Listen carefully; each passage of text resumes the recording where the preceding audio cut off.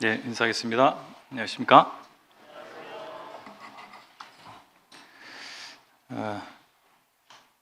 코로나 이전으로 완전한 회복은 아니지만 그래도 분위기상으로는 많이 회복된 것 같아서 감사가 됩니다. 여러분, 성령을 받으면 무슨 일이 벌어질까요? 이 자리에 계신 분들은 대부분 믿는 분들이기 때문에 성령을 받으셨을 것으로 생각이 됩니다. 에베소서 1장 13절에 보면 예수 그리스도를 믿게 될 때 성령의 인치심을 받는다고 말씀하고 있습니다. 그렇기 때문에 예수 그리스도를 제대로 믿은 사람들은 성령을 받은 것입니다. 그럴 때 우리 인생에 중대한 변화가 일어납니다. 어떤 분들은 성령 체험에 대해서 방언이라든지 어떤 초자연적인 현상에 집중하기도 합니다. 최초의 성령이 믿는 자들에게 임했을 때 사도행전 2장의 오순절의 사건을 보면 정말 초자연적인 현상들이 동반됐다는 사실을 또 확인할 수가 있습니다. 그런데 자칫 우리 성령의 내주하심에 대해서 그런 어떤 가시적인 그리고 새로운 계시가 주어질 때 새롭게 탄생되는 교회라고 하는 공동체의 출현을 확증하기 위해서 보여주신 가시적 현상에 집중해서 더 본질적이고 더 중요한 부분들을 놓칠 수도 있다는 사실을 생각해 보게 됩니다. 우리는 이미 새로운 계시가 완성됐고 그리고 한참 세월이 교회가 설립된 지 세월이 한참 지난 시대에 살고 있습니다. 그럼에도 불구하고 새로운 계시를 확증하기 위해서 새로운 공동체인 교회를 확증하기 위해서 주신 초자연적 현상에 지금도 초점을 맞추게 되는 그런 누를 범할 수가 있습니다. 그렇다면 과연 성령이 우리에게 임하시면 어떤 현상이 더 본질적인 것인가 라고 하는 부분을 우리가 생각해 봐야 됩니다. 우리가 계속 에베소서를 살펴보고 있는데 에베소서에서 성령의 충만을 받으라고 촉구하고 있습니다. 이미 성령을 받은 사람들에게 이제 한 걸음 더 나아가서 성령의 충만을 받으라고 에베소서 5장에서 권고하고 있습니다. 그런데 이어지는 말씀에서 보면 성령의 충만을 함을 받은 현상들을 말해주고 있는데 피차 복종하는 것으로 나타나고 있습니다. 우리가 서로 복종한다라고 하는 것이 쉬운 일처럼 보이지만 사실은 기적처럼 어려운 일일 수도 있습니다. 그렇기 때문에 우리가 의지적 결단을 통해서 우리가 또 잘 배우고 훈련받아서 복종되는 것이 아니라 성령에 의해서 성령의 지배를 받을 때 가능하다는 사실을 확인할 수가 있는 것입니다. 가치관의 변화, 이것이 기적입니다. 그리고 더 중요한 것, 방금 말씀드린 것처럼 서로 복종하는 것, 이것도 기적적인 일입니다. 그래서 우리의 관계에서 우리가 사람은 관계를 형성하고 사는데 우리가 수많은 관계를 맺고 사는데 그 관계 속에서 기적이 일어나는 것입니다. 형제자매들의 삶 가운데 성령을 받으시고 성령이 충만한 가운데에서 그런 기적을 경험하고 계신가요? 어떻습니까? 대부분 표정을 보니까 이미 많이 경험하고 계신 것 같아요. 오늘 특별히 말씀을 안 나눠도 될 듯한 분위기입니다. 오늘 에베소서 6장 1절로 4절 말씀을 통해서 우리가 맺는 여러 관계 중에서 부모 자녀 관계에 대해서 말씀하고 있는 내용인데 함께 살펴보길 원합니다. 이 말씀을 통해서 우리는 자녀이자 부모이기도 하잖아요. 그래서 우리의 실존과 가장 원초적인 관계인 부모 자녀의 관계에 대해서 성령 충만함으로 이 관계를 어떻게 아름답게 가꿔갈 것인가에 대해서 살펴보기를 원합니다. 오늘의 제목은 성령 충만한 자녀와 부모입니다.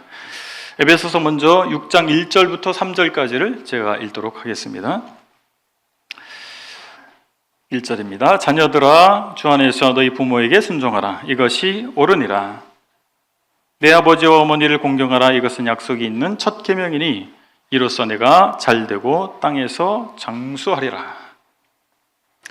먼저 함께 나누길 원하는 것은 성령 충만한 자녀입니다.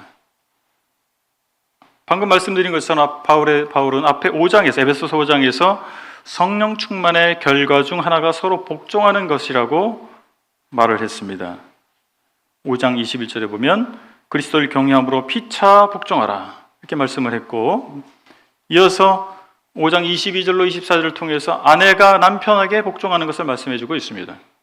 그리고 이제 이 오늘의 본문을 통해서 성령 충만한 자녀들이 부모에게 순종할 것을 교훈하고 있는 것입니다. 에베소의 독자들, 에베소의 그리스도인들은 대부분이 이방인들이었습니다. 그래서 유대인이었다가 그리스도인이 된 사람들과 이방인이었던 사람들이 그리스도인이 된 사람들과 좀 다른 점이 있습니다. 유대인들은 그들의 삶 가운데서 토라, 그들의 성경, 구약 성경이 삶에 배어 있는 사람들이에요. 그래서 그들이 정말 신앙으로, 믿음으로 하든 아니면 습관적으로 하든 간에 성경적 정신이 삶 가운데서 어느 정도 자리매김하고 있었던 사람들이었습니다. 그러나 이방인들은 전혀 성경과 하나님의 믿는 믿음과 또한 성경적 삶과 거리가 있는 이런 사람들이었던 것입니다. 바울은 다른 서신에서 로마서의 말씀을 통해서 부모에게 불순종하는 것이 이방인이 범하는 악행이라고 말하고 있습니다. 또 디모데후서에서는 부모에게 불순종하는 것이 말세의 징조 중에 하나라고 말씀해 주고 있습니다. 그래서 부모에게 순종하는 것은 이방인 세계에서는 그렇게 특별하지 않은, 또 보편적으로 잘 지켜지고 있지 않은 부분이라는 사실을 바울은 말해주고 있는 것입니다. 그래서 이제 이방인이었다가 예수 그리스도를 믿게 된 사람들에게 예수 그리스도를 믿는 제자로서의 삶을 강조하면서 자녀로서 부모에게 순종할 것을 말하고 있는 것입니다. 그래서 이 부모에게 순종하는 것은 믿는 그리스도인의 삶, 제자로서의 삶과 밀접한 관련이 있다라고 하는 것이죠. 이것은 어떤 우열의 문제가 아니라 하나님께서 기대하시는 바라고 하는 것을 우리 예수 그리스도의 삶을 통해서 확인할 수가 있습니다. 우리 주님께서는 하나님이시면서 하나님의 아들이셨습니다. 그런데 이 땅에 마리아의 몸을 통해 오셨고 육신의 부모인 요셉과 마리아를 섬기셨는데 그들에게 순종하셨어요. 예수님께서는 창조주이시기 때문에 피조물에 불과한 육신의 부모에게 사실 순종할 이유가 없습니다.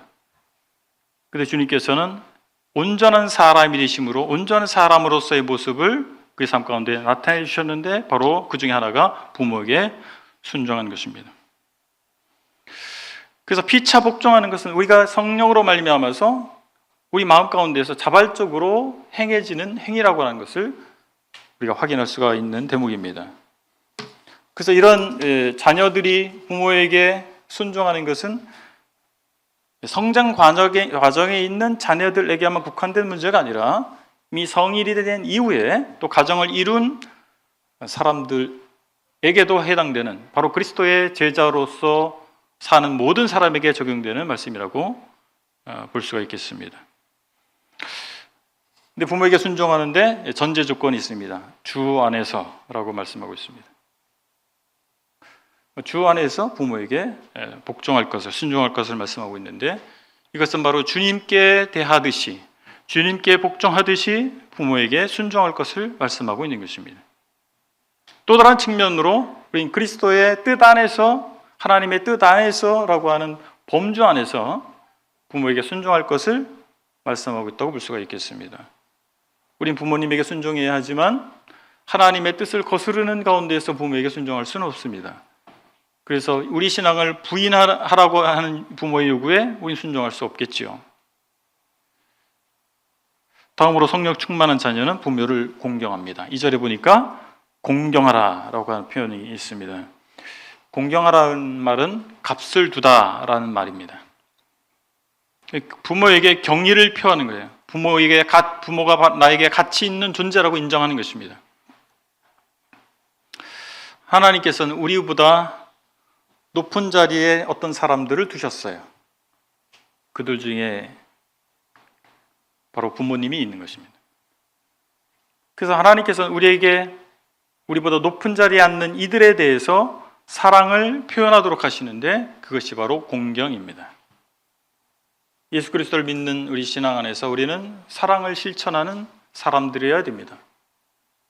그래서 우리는 윗사람들에게 사랑을 실천하는 것이고, 나와 동등한 사람들에게 사랑을 실천하는 것이고, 나보다 못한 사람들에게 사랑을 실천해야 되는 것입니다. 이것이 바로 예수 그리스도를 믿는 신앙의 본질이겠죠. 그런데 우리가 부모를 공경한다고 했을 때, 부모에게 사랑을 표현한다고 했을 때 우리가 속한 문화와 맞아야 됩니다. 서양의 문화에서는요, 흥미로운 것은 이름을 불러요. 손녀가 할머니의 이름을 부릅니다. 할머니 이름이 메리면 할머니 이렇게 안 부르고 메리 이렇게 불러요. 우리는 어떻게 그러면 이런 어디 불쌍놈이 나왔나? 우리의 문화에서는 그렇지 않죠. 그 이름을 함부로 부르지 않습니다. 특히 어른에 대해 이름을 함부로 부르지 않잖아요. 막 이런 것입니다. 그렇다면 서양 문화권에 있는 사람들은 효도를 하지 않는 사람인가? 그렇게 우리가 이해할 수는 없습니다. 그 문화권 안에서 공경할 수 있는 언어와 행동이 필요하겠죠. 그래서 우리의 문화권, 한국의 문화권에서 표현할 수 있는 공경의 태도, 행동이 필요하다라고 하는 것입니다. 문화라고 하는 것은 그런데 좀 변하겠지요. 그래서 지금도 변하고 있습니다. 그래서 아무래도 세대 간의 갈등이 일어나는 이유는 세대 간의 문화의 차이에 있다고 봅니다.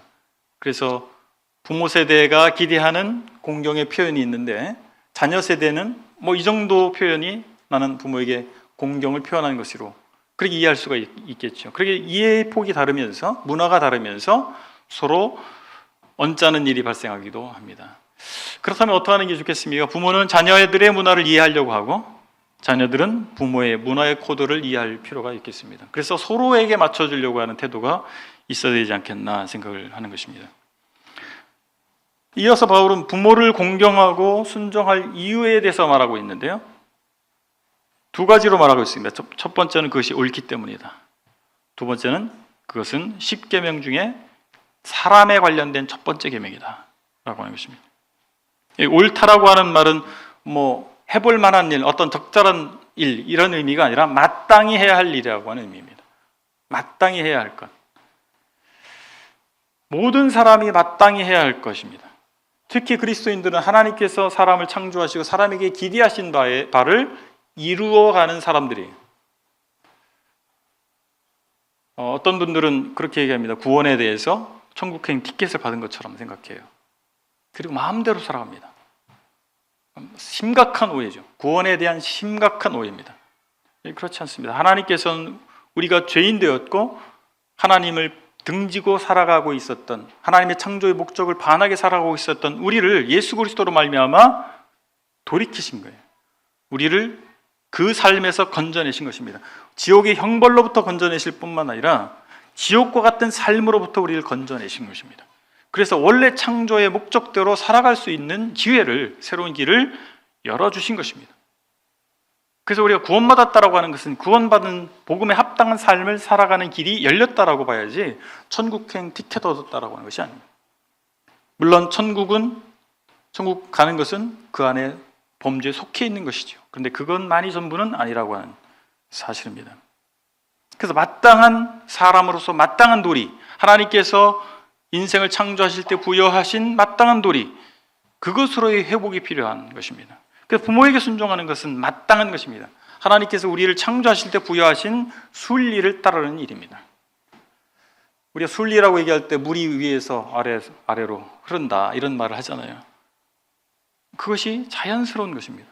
당연한 것입니다. 우리가 부모에게 순종하는 것은 어떤 특별한 계명으로서가 아니라 사람된 본분이라고 하는 것입니다.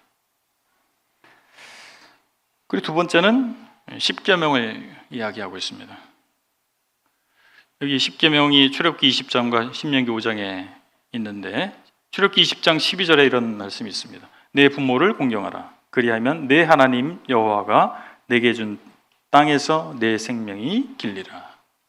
바울은 여기서 약속이 있는 계명이라고 말해주고 있는데 왜 약속이 있겠습니까? 출애굽기에서 10계명을 말씀할 때 약속을 주신 거예요. 부모를 순종하면 이렇게 해주겠다라고 약속을 주신 거예요. 그 약속이 있는 첫 번째 계명이다. 사실 제 5계명입니다. 이 계명은, 부모에게 순종하라는 계명은 제 5번째 계명이거든요. 그런데 10계명을 하나님께서 모세에게 주실 때 두 돌판에 계명을 기록해 주셨어요. 하나는 하나님께 대한 계명입니다. 또 하나의 돌판에는 사람에 대한 계명이 기록되어 있습니다. 그 사람에 대한 계명 중에 첫 번째가 뭐냐면 제5계명인 부모에게 순종하라는 것입니다.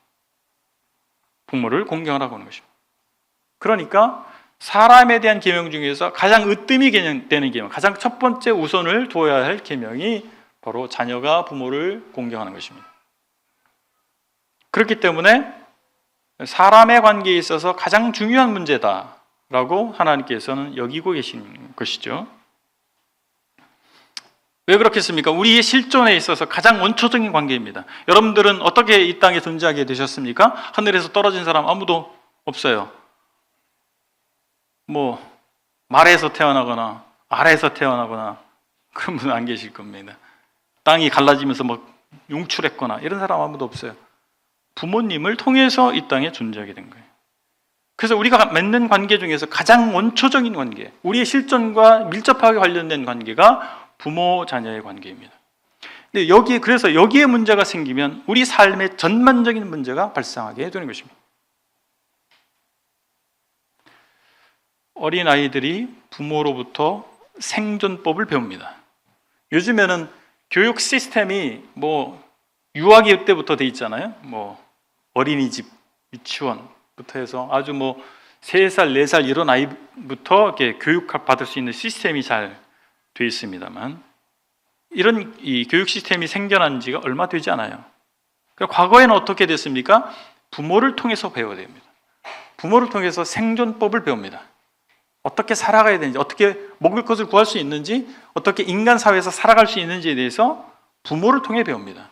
그래서 이 부모로부터 배우지 않게 되면 살아갈 수가 없는 거예요. 장수할 수가 없는 거죠. 오래 살 수가 없는 것입니다. 동물들을 살펴보세요. 사자라든지 이런 동물들도요, 어미로부터 보호만 받는 것이 아니라 사냥법을 배우고 생존하는 방법을 배웁니다. 그래서 살아가는 거예요. 우리 사람들도 동일한 것입니다. 우리가 잘 되는 방법이 무엇입니까? 여러 가지 얘기를 할 수가 있겠어요. 근데 바울은 여기서 내가 잘 되는 것이, 잘 되기 위한 방책 중에 하나가 부모를 공경하는 것이다 라고 말해주고 있습니다. 사실 10계명에는 내가 잘 되고 이런 표현은 없어요. 근데 왜 이 말을 덧붙이냐면 그들은 유대인이 아니었잖아요. 그래서 그들에게 10계명이 생소한 거예요. 그래서 좀 부연 설명을 바울은 하기를 원했던 것 같습니다. 그래서 정말 당신들이 이 세상에서 잘 살 수 있는 방법이 뭘까 생각해 보라는 것이죠. 이 세상에 우리가 지질이 고생만 하고 그렇게 살다가 천국 가서 짠하고 멋있게 살고, 혹시 그렇게 생각하고 계십니까? 물론 우리는 그리스도를 위해서 그리스도의 남은 고난에 참여하는 삶을 마땅히 살아야 됩니다. 그럼에도 불구하고 하나님께서는 하나님의 계명을 따르는 삶을 사는 자들에게 하나님께서 약속하신 모든 복을 주십니다. 우리 생각하면 물질적으로 큰 부유를 얻으면 행복할 것이라고 사람들 생각하지만, 권세를 얻으면 행복할 것이라고 생각하지만, 많은 사람들로부터 존경을 받고 이름을 떨치면 행복할 것으로 생각하지만, 그것을 얻어본 많은 사람들이 그것이 전부가 아니라고 하는 사실을 말해 주지 않습니까? 경험자들의 고백을 통해서 우리는 확인할 수가 있습니다. 그것이 전부가 아니다라고 하는 거예요. 그것이 행복의 조건이 아니라고 하는 것입니다. 하나님께서는 우리에게 복을 주시는데 그런 물질적인 복을 주실 수도 있으나 진정한 본질적 행복을, 축복을 우리에게 약속해 주셨고 주신다라고 하는 것입니다. 저는 감히 말씀드릴 수가 있겠습니다. 제가 30년 동안 주님을 믿고 있는데 지난 삶을 돌아볼 때 하나님께서 정말 저에게 복을 주셨다라는 고백을 하게 됩니다. 제가 큰 부자도 아니고 명성을 떨친 사람도 아니고 권세를 얻은 사람도 아닙니다. 그러나 지난 삶을 돌이켜볼 때 골목골목마다, 대목대목마다 주님께서 저희 삶 가운데 복을 주셨습니다. 이런 말씀 드리면 좀 외람될 수는 있는데, 저희는 제가 선택한 건 아니지만 저희 아버지와 단둘이 살다가 저희 아내가 시집을 와서 신혼 때부터 지금까지 저희 아버지와 함께 살고 있습니다. 어른과 한 집에 사는 것이 쉽지만은 않습니다. 살아보신 분들은 아시겠죠? 안 살아보신 분들은 잘 몰라요. 살아보셔야 돼. 근데 제가 말씀드리고 싶은 것은 뭐냐면 하나님께서 문자대로 복을 주시더라는 거예요. 하나님께서 우리가 기대할 수 없었던 복을 주시고 계십니다. 지금까지 복을 주고 계세요. 참 감사됩니다. 만약에 우리가 부모로부터 전혀 어떤 우리 삶에 대해서, 사람으로서 사는 삶에 대해서 전혀 가르침을 받지 못하고 영향을 받지 못했다면 우리 어떻게 살아가겠습니까? 우리 사회적 약자들의 모습들을 많이 봐요. 근데 그들이 대부분은 뭐냐면 부모로부터 그러한 교육을 받거나 가르침을 받지 못한 경우가 많습니다. 어떻게 살아가야 하는지, 사람과 더불어 어떻게 살아가야 되는지, 어떻게 사회를 이루고 살아가야 되는지 못 배워서 많은 문제를 야기하기도 하는 거예요. 그럼 그의 삶이 복된 삶일까요? 그렇지 않습니다. 많은 사람들로부터 손가락질 받는 삶, 사회적으로 그런 부정적 평가를 받는 존재가 되지 않습니까? 그래서 어려서부터 부모를 존중하고 부모에게 순종하게 될 때, 그리고 부모의 올바른 가르침을 받게 될 때 잘 되는 것은 당연한 것입니다. 자, 이제 두 번째로 성령 충만한 부모에 대해서 살펴보겠습니다. 에베소서 6장 4절입니다. 제가 읽겠습니다. 또 아비들아 너희 자녀를 노엽게 하지 말고 오직 주의 교훈과 훈계로 양육하라.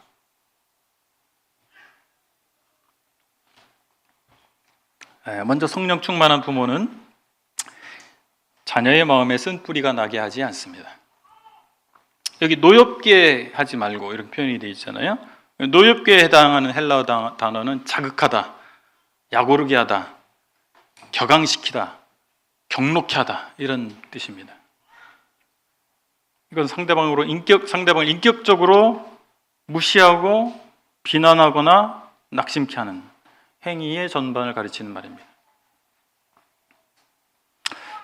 이 동일한 이 동사형인데 이 동사가 명사형으로 쓰인 예가 있어요. 에베소 4장 26절에 마귀에게 기회를 내줄 수 있는 분노에 대해서 표현해주고 있습니다. 우리가 화가 나는 것 자체가 악이라고 볼 수는 없습니다. 그런데 이 분노의 상황에서 우리는 마귀에게 기회를 줍니다. 이 분노의 상황에서 마귀가 틈타는 거예요. 부모가 자녀에게 그런 쪽으로 몰아갈 수도 있다라고 하는 거예요. 그 이유는 무엇입니까? 훈육이 과도한 훈육 또는 비합리적인 요구를 하거나 또 폭군과 같은 행동을 할 때 우리 자녀들을 그 마음의 쓴뿌리가 나게 할 수 있다라고 하는 것입니다. 자녀를 분노와 억울한 원한 쪽으로 몰아가는 그런 행동들의 구체적인 예를 좀 말씀드리면 첫 번째로 무리하게 완벽한 수준을 요구합니다. 자녀의 수준이 있잖아요. 자녀가 3살입니까? 5살입니까? 12살입니까? 그 자녀의 수준이 있어요. 그리고 나이와 다르게 또 어떤 성향이 있어요. 그죠? 성향적으로 좀 아주 활동적인 성향을 가진 아이가 있는가 하면 굉장히 정적인 아이가 있어요. 정적인 아이에게 가만히 있어 이건 쉬운 일이에요.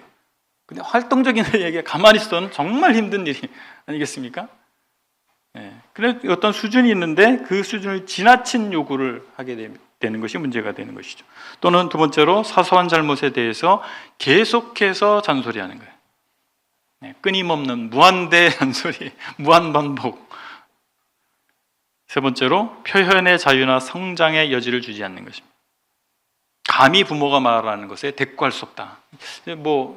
유교 문화에서는 그렇지 않아요. 말대꾸 절대 금지. 그렇습니다.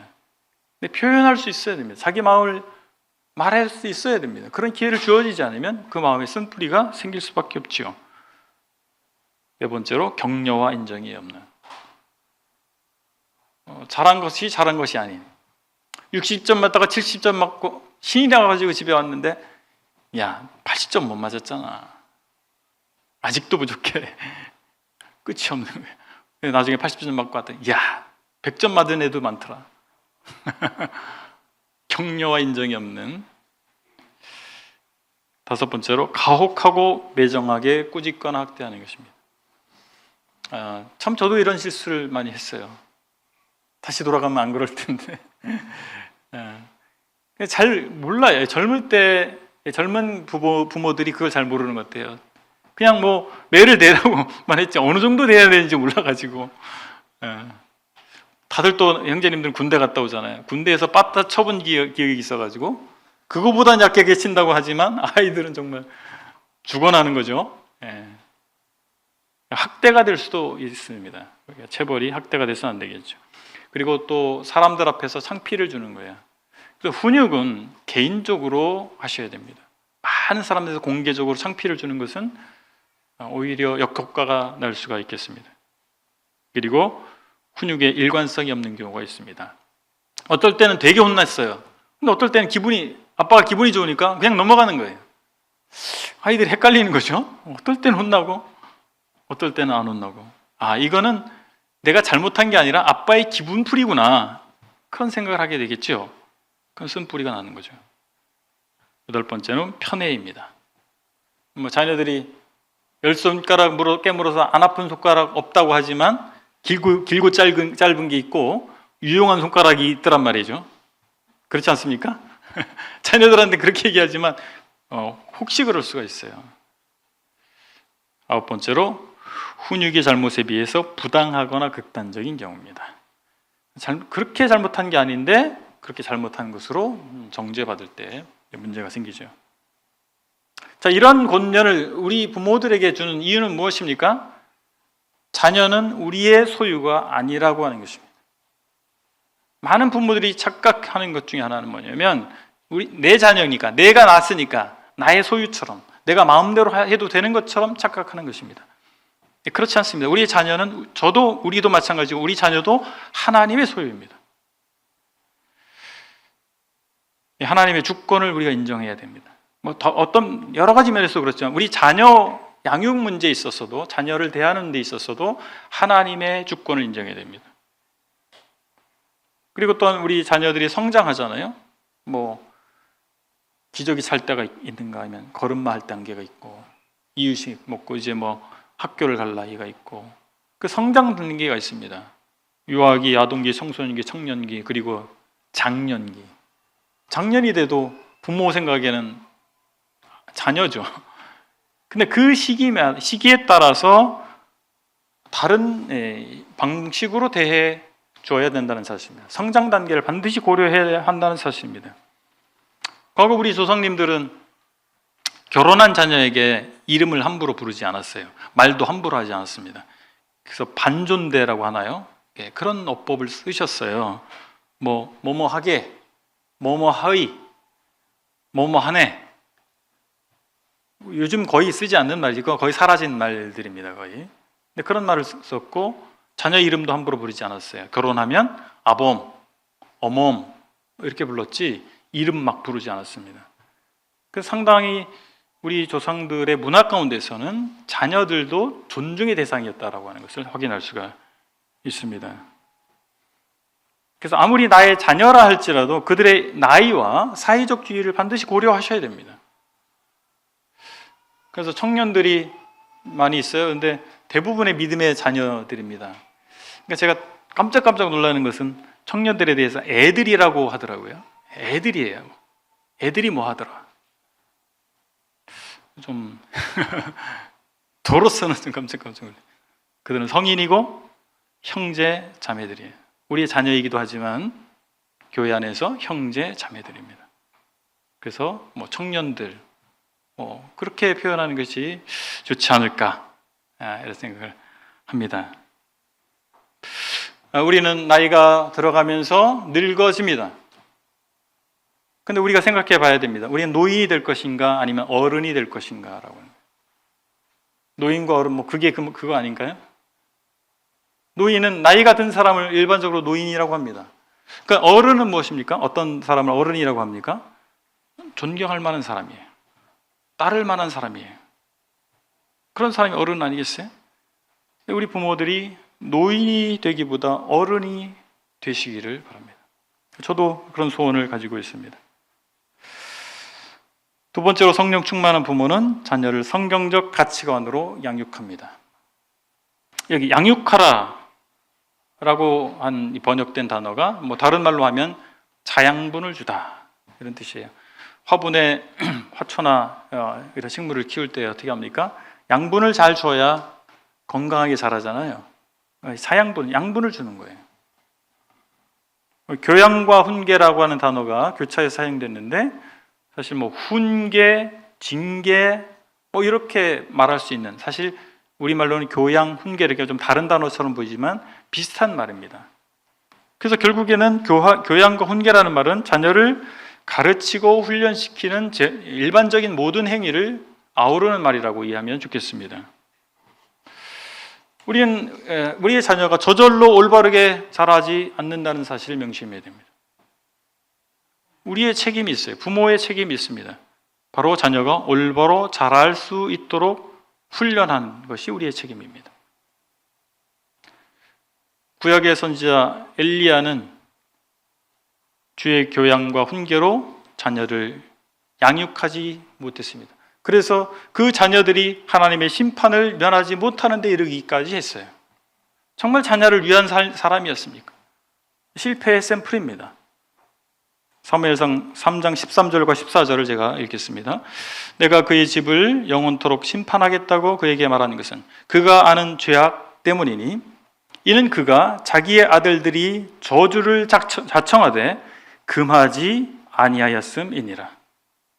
그러므로 내가 엘리의 집에 대하여 맹세하기를 엘리의 집의 죄악은 제물로나 예물로나 영원히 속죄함을 받지 못하리라 하였노라 하셨더라. 우리의 자녀가 저주를 자청할 때 부모는 금하셔야 됩니다. 영원한 멸망에 이르지 않도록 부모는 금할 수 있어야 됩니다. 그리스도인 부모는 진리의 교사여야 됩니다. 그리고 의를 훈련시키는 사람이어야 됩니다. 저절로 되지 않습니다. 배워야 되고 훈련받아야 됩니다. 그래 올바로 살아갈 수 있습니다. 근데 모든 것을 하나님께 떠맡기는 경우가 있어요. 방임하는 거죠. 양극단이 있을 수 있습니다. 하나님께서 우리 삶을 주관하시는 건 맞죠?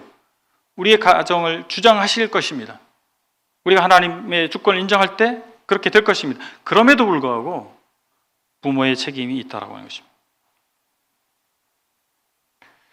인간 부모의 삶에서 형성된 잘못된 것들이 그 가정을 지배하지 않도록 해야 됩니다. 우리는 얼마나 많은 연약을 가지고 있습니까? 우리가 예수 그리스도를 늦게 믿은 만큼 우리 삶 가운데는 반성경적인, 또한 하나님의 말씀, 하나님께서 제정한 순리와 어긋난 영리가 몸에 배어 있는 그런 것들이 많을 수가 있어요. 그래서 예수님을 늦게 믿으신 분들은 더 많은 훈련과 배움이 필요하십니다.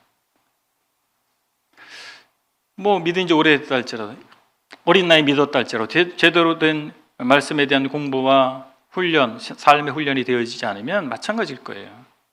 그래서 우리의 연약과 부족이 그대로 우리의 자녀에게 부정적 영향을 미치지 않도록 우리가 기도하고 노력해야 되는 것입니다. 먼저 우리가 배워야 됩니다. 먼저 우리가 새로운 가치의 정립을 해야 됩니다. 그리고 우리가 먼저 훈련 받아야 됩니다. 이거 평생 가는 과업 아니겠습니까? 저는 아마도 제가 70이 됐어도 계속 이 일이 제 삶 가운데서 필요할 것으로 생각됩니다. 평생 우리는 이 과업을 이루어가야 되는 사람입니다. 저는 아까 말씀드린 것처럼 제가 28에 결혼을 했거든요. 아주 팔팔할 때였죠. 28, 30, 30대 그때 아이를 낳고 키우는 과정에서 지금 생각해보면 그때 왜 그랬을까? 지금 그때로 돌아갔다면 이 마음을 가지고 이 정도의 지혜를 가지고 그때 할 수 있었다면 얼마나 좋았을까? 그런 생각을 합니다. 그러니까 우리는 계속 연약과 부족이 있는 사람들이에요. 그래서 우리의 육신적인 연약과 부족이 우리 자녀에게 부정적인 영향을 미치지 않도록 노력할 필요가 있는 거죠. 우리 자녀들에게 신체적인, 정서적인, 정신적인, 영적인 필요를 공급해 주는 사람들이 되어야 됩니다. 그래서 우리는 성경적인 가치 기준을 먼저 배워야 되고, 그 기준에 따라서 균형 잡힌 사랑의 훈육을 할 필요가 있겠습니다. 아까 말씀드린 것처럼 양극단이 있을 수 있는데, 첫 번째 극단은 너무 이른 시기에 너무 많은 자유를 허용하는 경우입니다. 자녀에게 자유롭게 키운다, 좋아요. 그런데 너무 어린 나이에 모든 것을 그가 선택하고 결정할 수 있도록 한다면 어떻게 되겠어요? 더 많은 훈련이 필요한 시기인데 자기 마음대로 하게 되는 문제가 생기겠죠. 부모로서 책임을 다하지 않는 거죠. 그 모든 것이 다 하나님께 기도하면 돼. 하나님께서 다 알아서 하시지. 굉장히 큰 믿음을 가지고 있는 것처럼 보이지만 책임을 회피하는 것일 수 있다는 사실입니다. 그런가 하면 훈육이 지나쳐서 학대가 되는 경우도 있어요. 그리고 자녀가 장성했음에도 불구하고 어린아이 대하듯이 한다거나, 자녀가 결혼했음에도 불구하고 여전히 자기의 명령을 복종해야 되는 사람들로 여긴다든지, 이런 것은 심각한 오류입니다. 여기서 많은 부정적인 문제들이 생겨나는 것이죠.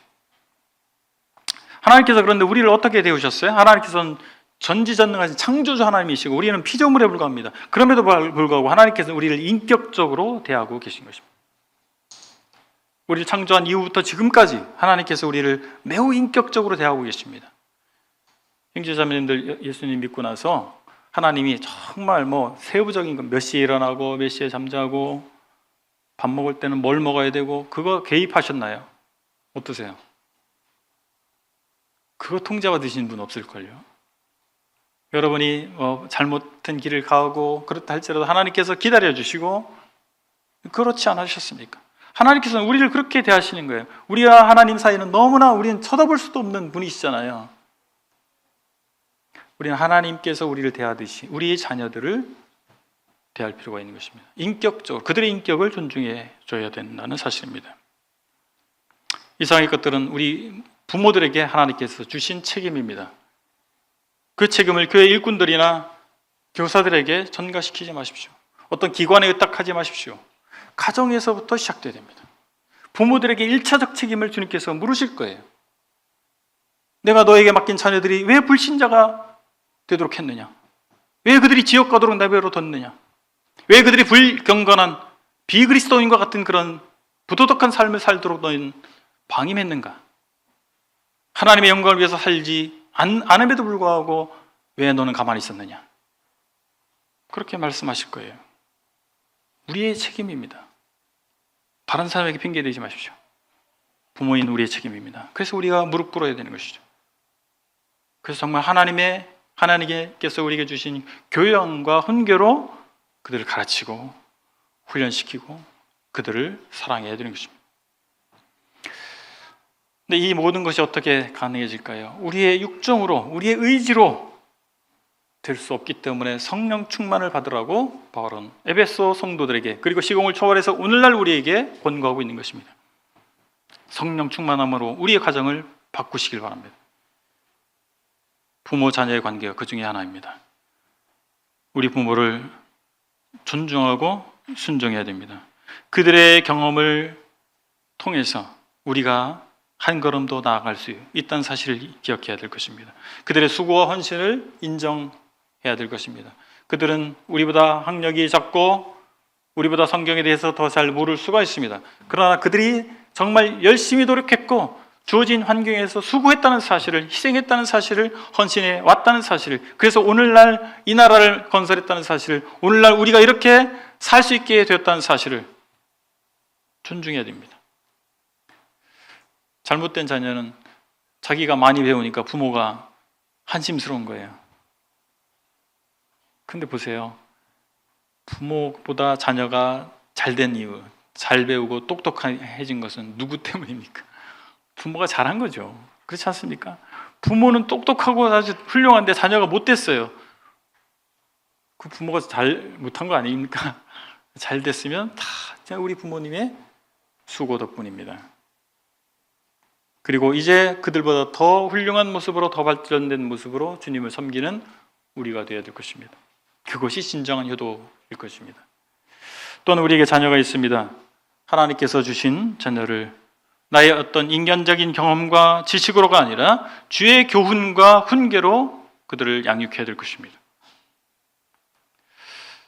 내 생각에 내가 해보니까 사람들이 그러더라, 이것이 아니라 하나님께서 그걸 원하시는구나, 하나님께서 이렇게 기르도록 기대하시는구나, 이것이 기준이 되어야 되지 않겠습니까?